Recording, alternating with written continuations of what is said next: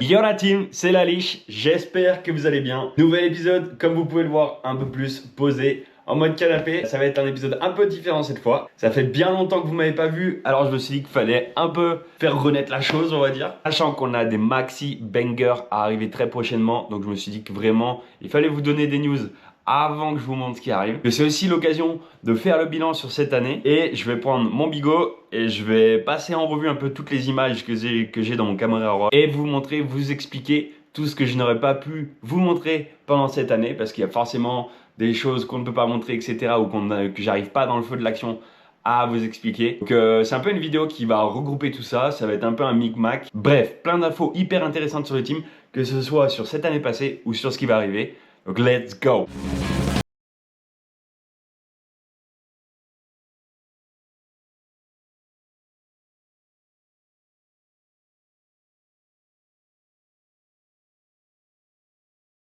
La liste TV. Ok, alors attendez, je vous mets bien là parce que je suis dans mon salon et le setup il est pas optimal. Regardez-moi ça, c'est genre une chaise posée sur une table. Là-bas j'ai la petite lampe, voilà, belle vue par Melan, mais par contre c'est un peu bancal tout ça. Allez, bref. Bon, pour commencer les gars, vous avez bien vu, je porte un t-shirt qui est bien trop stylé pour moi. Avec ça dans le dos, ok. Un peu style Thrasher. La version Goodman Santa Cruz, l'équipe, avec les gueules des riders dessus. Et cette petite casquette. Donc ça, c'est du merch directement à l'équipe qu'on a fait pour vous. Donc n'hésitez pas à aller me commander tout ça sur la boutique en ligne, le Shopify de l'équipe, sur Goodman Santa Cruz sur Insta. Tu vas sur les petits liens là-haut, tu cliques et tu vas acheter ton merch. C'est aussi simple que ça. Bon, mesdames, messieurs, ça fait longtemps que vous n'avez pas vu ma gueule et peut-être que ça vous a fait des vacances à vous aussi. Bref, qu'est-ce qui s'est passé depuis cette dernière qualification à Mont-Sainte-Anne, puisque je n'avais pas fait de vlog depuis? C'est très simple, il y a eu une magnifique finale par Lisa qui nous a fait sa meilleure performance ever. Elle a été nous chercher une magnifique 6e place durant cette finale de fou, ouais, c'était vraiment dingue. Parce que tout le scénario ensuite qui a suivi avec Jackson Goldstone qui gagne la course, Bruni qui se présente pas, si vous n'avez pas suivi, c'était vraiment dingue. Et nous en plus on était là, on était trop contents, on avait Lisa qui venait de smash le truc, 6e place. L'an dernier ça aurait été à une place du podium, donc franchement insane. On peut dire que voilà, pour Lisa c'était mission réussie cette année, elle a réussi à nous claquer 7 finales sur 10 Coupes du Monde et un championnat du monde. Donc vraiment, elle nous a fait une finale en beauté, aussi bien pour elle que pour lui. Merde, putain, plus de batterie. Alors que j'étais en train de vous dire des trucs cool. Bon, je vais regarder si ça a enregistré. Ok, j'étais en train de dire aussi bien pour elle que pour l'équipe. Et ça nous a fait du bien de la voir sur cette Coupe du Monde réussir aussi bien que ça. Je vous mets quelques images si j'en ai. Ah ouais. Bah ouais, mais elle est pas filmée. Allez Lisa, allez. Young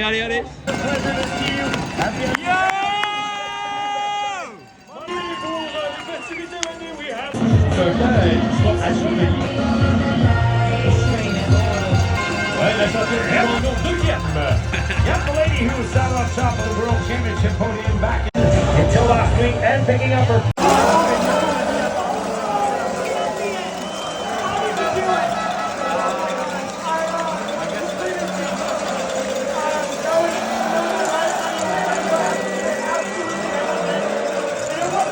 Bon, et puis depuis, ça a été très simple. On est rentré, on s'est remis au charbon quelques jours. Moi, 4-5 jours directement après la Coupe du Monde.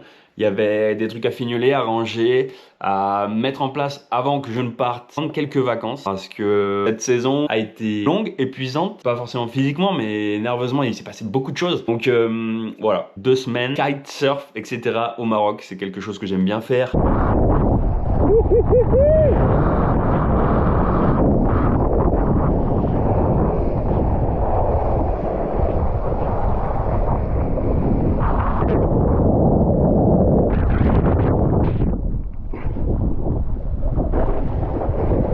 Quand la saison est finie, 2 semaines de off, bien coupé pour bien reprendre après. Parce que là, cette off-season, va y avoir vraiment du boulot.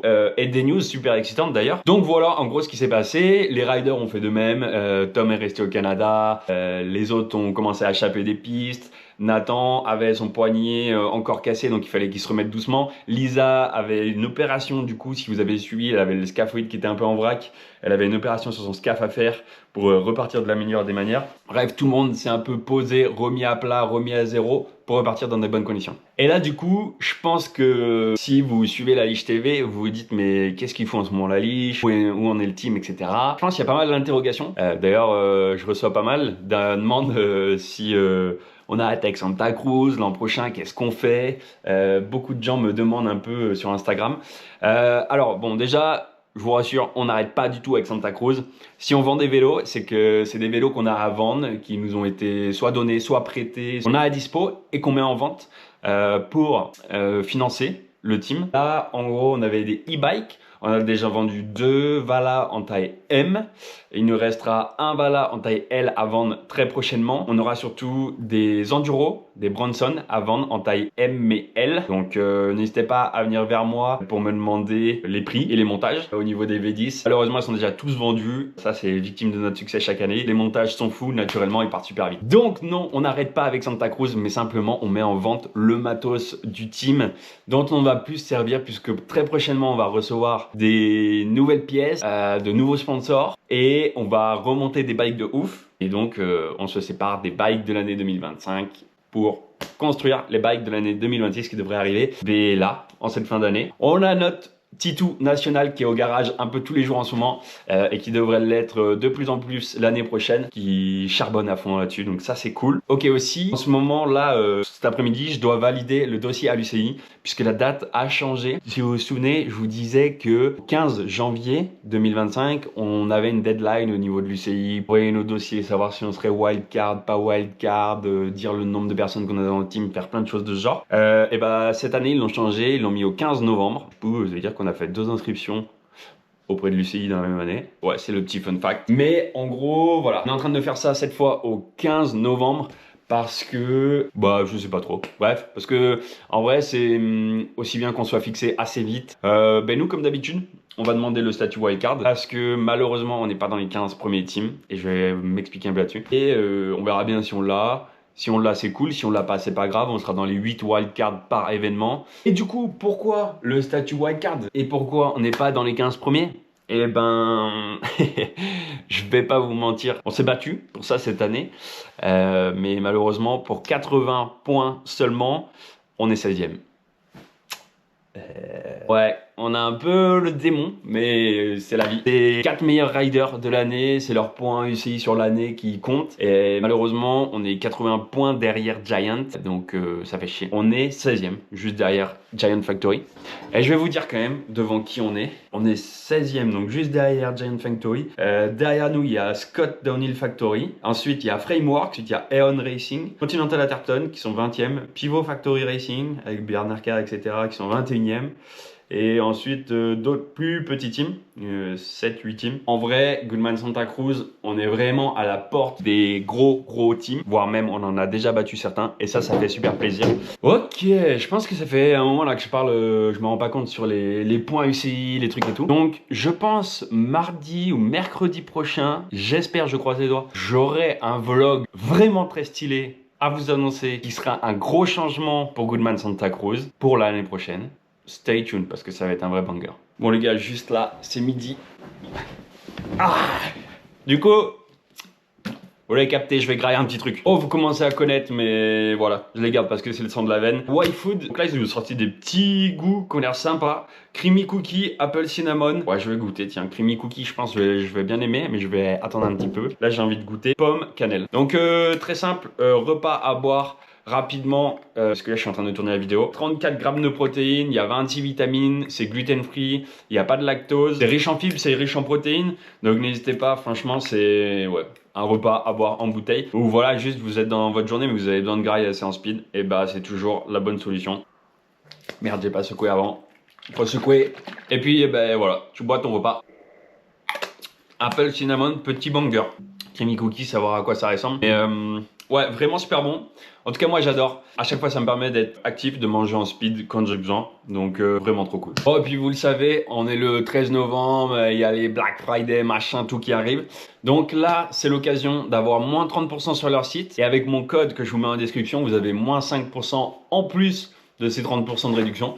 Donc n'hésitez pas, juste pour tester les produits, découvrir ou simplement racheter, parce que je sais que vous êtes beaucoup nombreux à me dire que vous utilisez les produits et que c'est trop cool. Donc bah voilà. C'est cadeau, let's go. Bon allez, on reprend, on en était. Maintenant, on va parler de quoi? Ah ouais, purée. Il y a la soirée, le 28, la soirée du team, le 28. Merci énormément, vous avez été 260 personnes à commander votre ticket pour venir à la soirée du team qui se déroulera le 28 novembre à Atom à Annecy. Donc c'était sur réservation, fallait avoir son ticket pour venir à l'event. Et je pense que ça va être vraiment fou, 28 novembre. C'est un peu la clôture de l'année pour nous, donc ça va être hyper intéressant de revoir tous les sponsors, de revoir toutes les personnes qui nous supportent, juste les fans des fois, et d'échanger avec vous. J'ai vu des trucs vraiment trop cool pour cette soirée, des concours de montage de pneus, etc. Une maxi tombola avec des lots du matériel de l'année à gagner.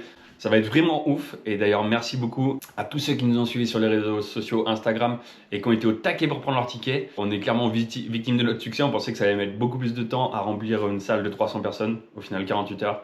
C'est assez insane. Donc, on travaille beaucoup là-dessus en ce moment pour essayer de vous faire un truc vraiment cool. Une belle soirée à l'image de cette saison 2025. Donc, hâte de vous montrer ça aussi. Je sais pas si j'arriverai à faire un vlog parce que je risque d'être très occupé. Est-ce que je donnerai la caméra à d'autres ou quoi? On verra. Juste pour rappel, je vous remets quelques images de l'an dernier. On s'était vraiment bien marré.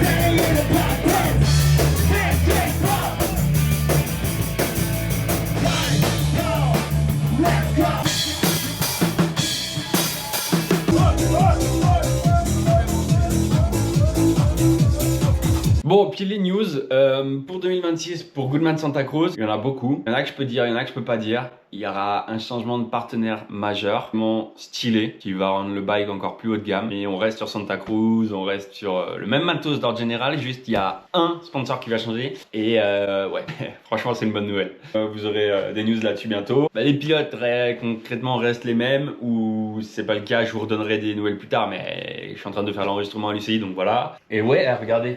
Ah là aussi, je sais pas si vous êtes allé dans votre kiosque ces jours-ci, mais il y a le Big Bike qui est sorti et on a 12 pages littéralement, un documentaire sur le team. Donc voilà, du team, il y a le gros Lalouche avec son téléphone ici, comme vous pouvez le voir. Ils expliquent la vie du team, tout ce qu'on fait pour les jeunes. Un documentaire super intéressant. Allez dans vos kiosques, achetez ce petit magazine parce que franchement, le docu est hyper quali. D'ailleurs, merci à Big Bike pour tout ce qu'ils ont fait. Ça fait super plaisir. Et ce qui fait super plaisir, c'est de voir Inside Insertion chez les pros. Voilà, ça c'était le premier Big Bike où on avait fait la cover avec Nathan pendant son run de Loudanviel qui avait été insane. Ouais, bref, voilà, ça va me permettre de transition. Ah merde, on m'appelle. Ça va me permettre de transition pour la suite. Allô?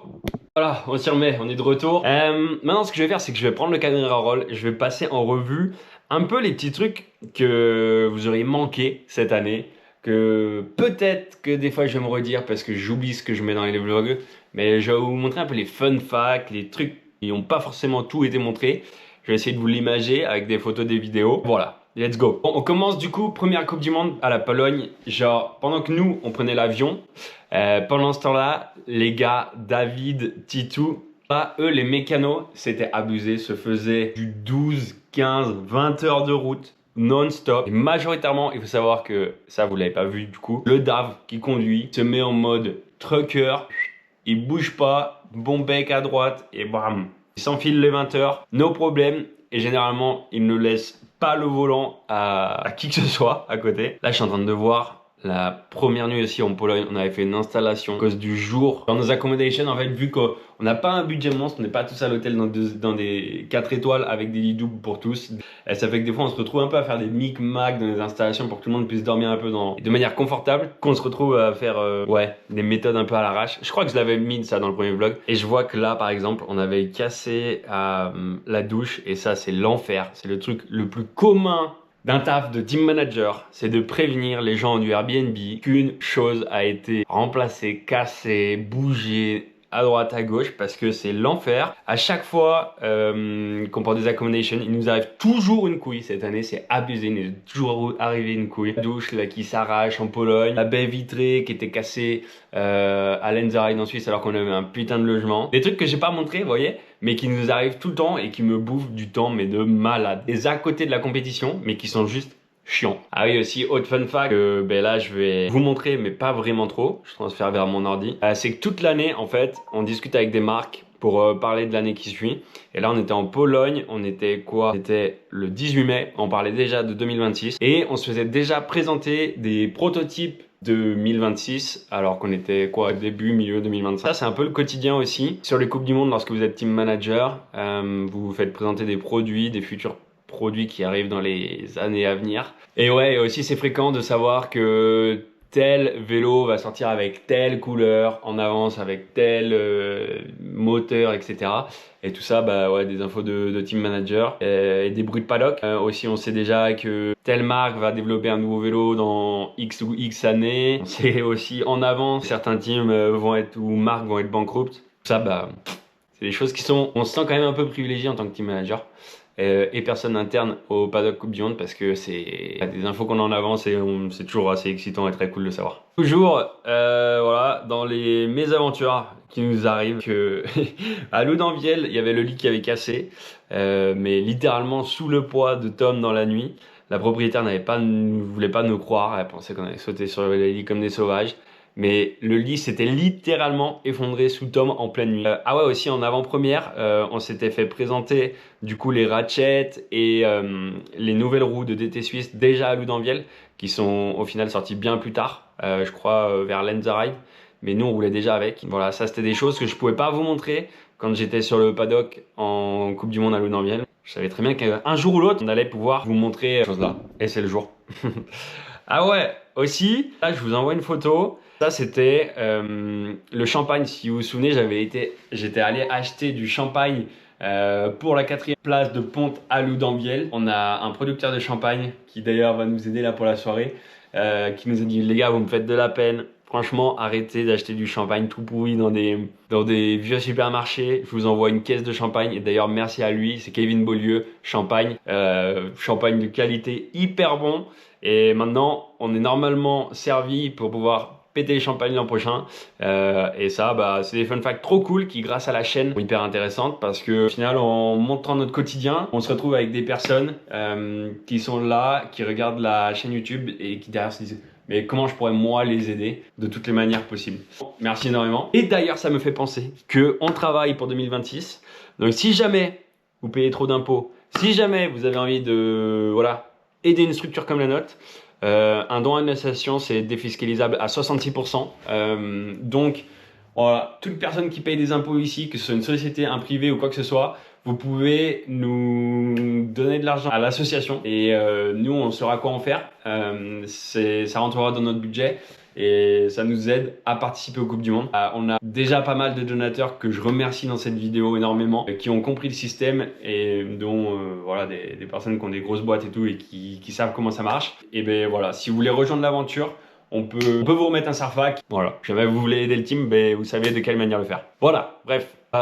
J'en voyais dans mon quotidien et c'est vrai que je me disais à chaque fin de journée pourquoi je l'ai pas filmé, pourquoi je l'ai pas mis dans le vlog. Mais aussi parce que des fois je veux pas trop faire le gars qui filme le tout et qui pourrait se faire emmerder parce qu'il a filmé des trucs qu'il devrait pas ou montrer des trucs qu'il devrait pas. Ça exemple c'était un mass dumper je pense que c'est un mass dumper intégré directement dans la douille de direction de Troy Brosnan à Leogang. Voilà, fun fact intéressant que je vous remets maintenant.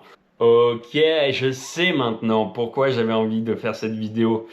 Et pourquoi je m'étais dit mais les fun facts à raconter, tu devrais raconter pour ça.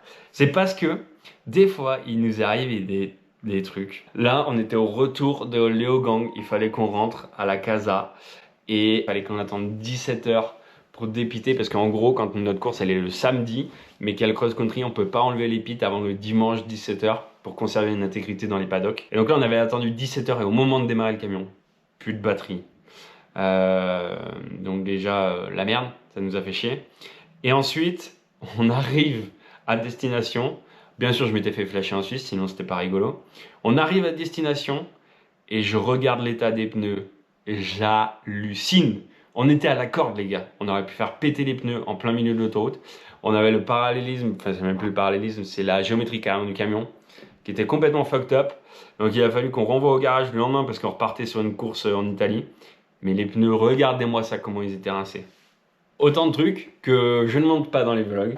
Ok, ça c'était voilà les entre-courses. J'en ai d'autres des entre-courses qui sont pas mal. C'est que des fois on se tape des livraisons de pneus ou de voilà. Et ça arrive directement au shop. C'est des choses que je montre pas pareil. Livraison de pneus à chaque fois chez Goodman Six, ça nous remplit toute la vitrine, tout le devant de la vitrine. Je vous mets une photo.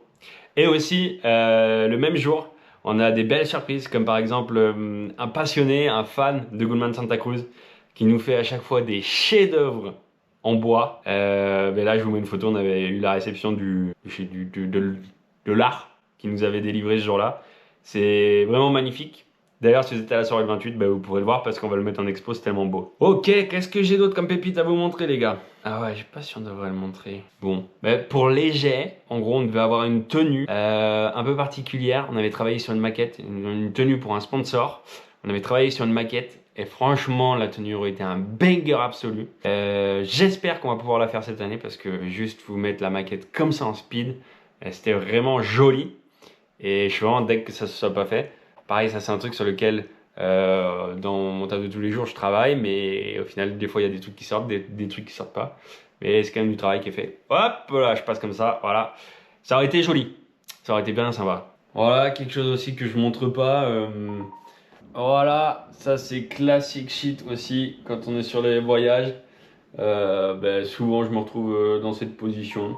On a failli sortir un t-shirt avec ce design. Dites-moi ce que vous en pensez. Ouais, là je suis en train de voir aussi encore une fois cette année du coup Thomas fait une petite entorse cervicale et souvent quand on a vraiment des couilles comme ça ou qu'on n'a pas de physio en gros nous dans l'équipe, et souvent on a de la chance, on a les frères Ruffin qui nous aident avec leur structure et comme Anne Salmokov qui nous permettent d'accéder à, on va dire, à des soins d'urgence. Grâce à eux, en fait, on a au moins un premier, que je montre pas encore une fois dans les vlogs, mais un premier diagnostic médical, on va dire, de vrais soigneurs. Donc, merci à eux énormément. Et là, en l'occurrence, je vous montre le cas. C'était le cas de Thomas en Andorre. Et en fait, je voulais pas montrer parce que j'avais carrément pas sorti de vlog ce jour-là, puisqu'il avait pas pu faire la course. Et pour une petite info, ce jour-là, il était accompagné en plus aux urgences de Dylan Maples, donc un des riders de Common Salmokov cette année, qui s'était lui fracturé le poignet ou quelque chose comme ça. Encore une fois, là, mais sans déconner, lead Dodo en Andorre, voilà, qui s'effondre sous son poids. Je ne sais pas ce qu'on a, les gars, avec les accommodations. Pourtant, on est dans des trucs neufs, mais on se fait ravager la gueule. On a eu que des couilles. Bon, entre les courses, le pire dans tout ça, c'est que c'est même pas de tout repos, parce que moi, j'ai ma Jacqueline perso qui fait que de s'étaler, que ce soit en skate ou en bike. Voilà, je vous mets les photos vidéo. Toujours.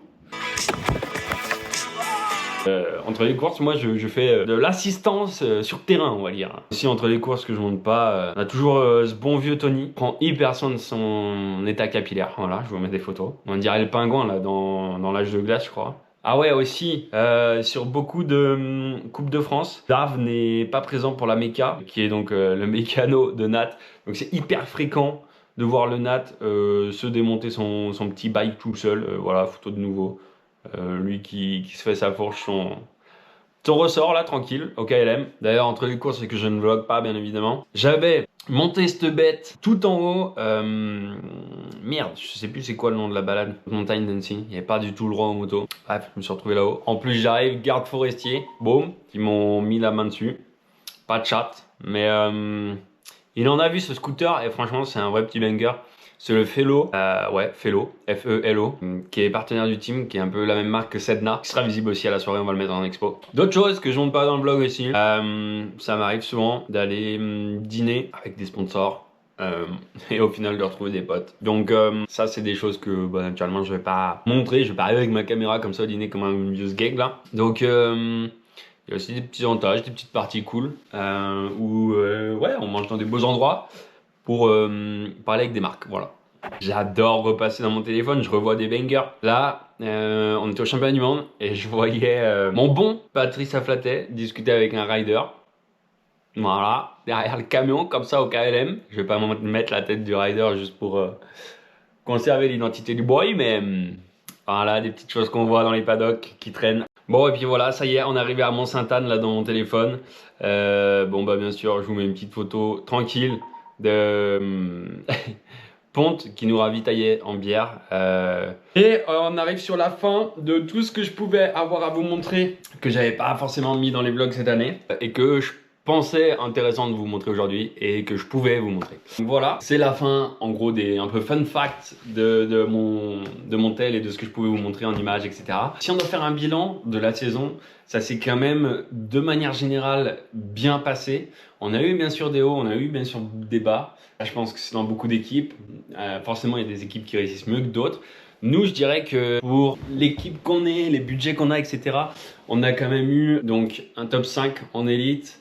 Même plusieurs top 5 si on compte quelques qualifs et tout, avec Nathan qui a smash le truc, donc voilà, ça c'était cool. Lisa, tout au bord du top 5 chez les élites femmes, puisqu'elle fait 6ème, elle a fait quand même 7 finales sur 10, un championnat du monde. On a eu 4 riders au championnat du monde cette année, sachant que c'est hyper dur d'être sélectionné au championnat du monde, avec Rohan Raoul, Lisa et Nathan. On a quand même fait pas mal de finales, on a toujours eu au moins une voire deux personnes sur chaque finale de cette Coupe du Monde. Il y a des teams qui des fois ont fermé le samedi ou le dimanche parce qu'ils avaient littéralement personne en finale. Et c'est des teams qui sont dans le top 10 d'habitude. Et ben nous, c'était pas notre cas. On a toujours eu quelqu'un en finale. Après, on a eu le soutien de beaucoup de sponsors de qualité qui, de manière générale, étaient contents de nous.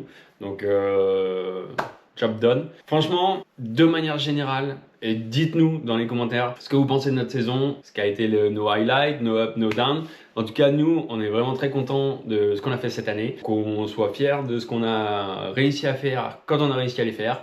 Laisser de côté ce qu'on n'a pas réussi à faire et continuer de progresser et de s'améliorer pour faire toujours mieux l'année d'après. 2026, on a des vrais bangers à vous annoncer et là en fait il y en a un qui arrive très prochainement. On sera dans des bonnes conditions pour réussir, ça c'est sûr, et j'ai hâte de vous en montrer plus. Voilà, épisode totalement différent, j'espère que vous avez apprécié le format. Je vais vous montrer plus de behind the scene si vous l'avez bien compris la semaine prochaine. On sera plus au garage sur un petit banger qui va être annoncé. Potentiellement avant la soirée. Je voulais vous remercier d'avoir suivi cette saison 2025 de A à Z. Vos commentaires, je ne peux pas toujours y répondre, mais je les lis tous avec attention et ils nous font toujours très chaud au cœur. Il y a très peu de rageux, voire pas du tout.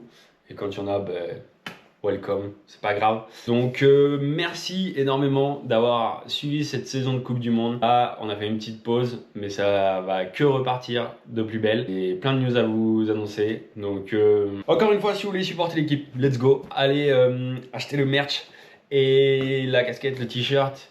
Il y aura aussi du merch 28 à vendre. Et il y a aussi des dons d'associations. Hein, si jamais vous sentez que vous avez une entreprise, un pote qui a une entreprise, qui machin, un sponsor. On va chercher très prochainement un sponsor peinture carrosserie, je pense, et covering pour des gros volumes. Voilà. Donc, si vous avez des tips. Et puis, voilà, c'est tout. Donc, like, subscribe, follow et tout le bordel, comme d'habitude. Et on se retrouve semaine prochaine pour de nouvelles aventures. Bisous!